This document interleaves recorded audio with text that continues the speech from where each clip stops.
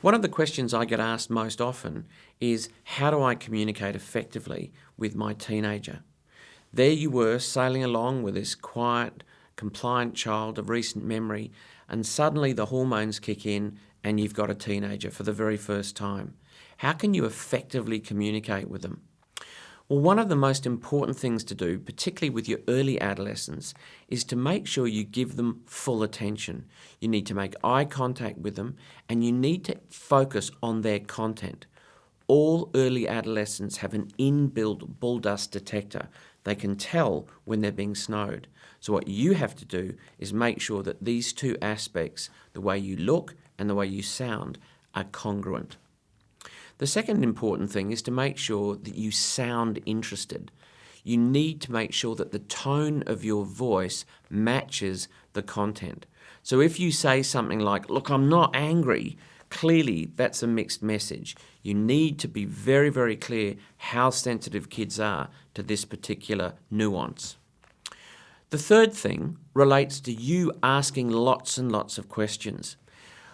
Teenagers won't necessarily appreciate this, but they'll tolerate it a lot more in early adolescence because what you're doing is you're signaling your interest and your engagement. Your job as a parent is to become the world expert on your kid. You can only know about what they're doing during the day, at school, and on the weekends if you've actually asked them lots of questions. The other issue is to make sure you feed back to them what it is that they are saying to you. Now, we've already discussed how the teenage brain is a work in progress. You need to make sure that you paraphrase back to them what it is they've said. This does two things. One, it indicates that you've listened to them, but two, it gives them the opportunity to rephrase what it is they said in the first place. And this is really excellent adult-teenager communication. The fifth issue is about you praising their ability to explain things. It's axiomatic in psychology that the more you reward a behaviour, the more likely it is to occur. So every single time your teenager makes an effort to try and explain something to you, I need you to say, "Hey, you did a really good job there. I'm really pleased you explained that so well." It sounds lame, but you're basically making a deposit in the box of goodwill for later on. Generally speaking, with adolescents, it's a good idea sometimes just to say nothing. Selective deafness is a definite positive when you're dealing with teenagers. It's also important for you to keep calm. Yelling, shouting and screaming at a teenager doesn't work very well at all. What happens is they'll just yell and scream back. Remember, at all times, you are the adult. Remember too that their brain is such that you mustn't talk too much and listen more.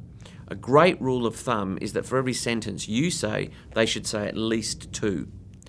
Therefore, you need to speak only 2 sentences at a time and keep it short and concise.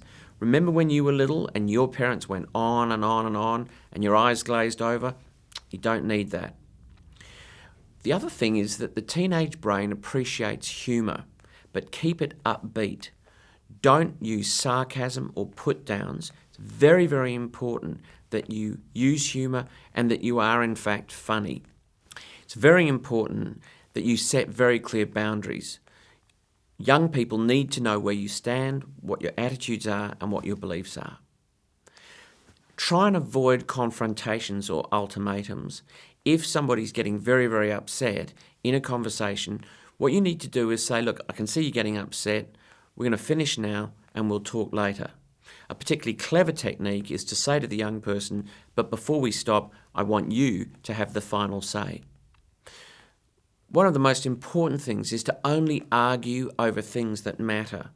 Tidy rooms don't matter. No one's ever died of an untidy room. What you need to do is focus on the issues that relate to their well-being.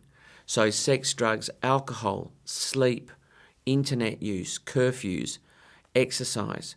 These are the important things. Virtually anything else, don't worry about. Let it go through to the wicket keeper.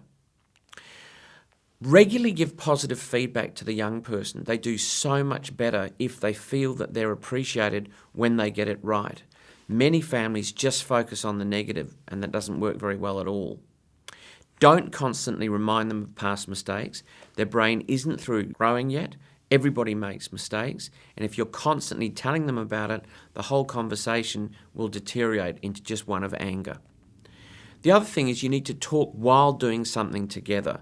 The best conversations you can have with your early and middle adolescents are in the car. You're going 100k, they can't get out, you've got a captive audience. It's a beautiful thing. Let some things go by you. Do not comment on everything that they say. Sometimes they'll just throw out a statement to see if they can press a button. Don't respond. Remember, at all times, you are the adult.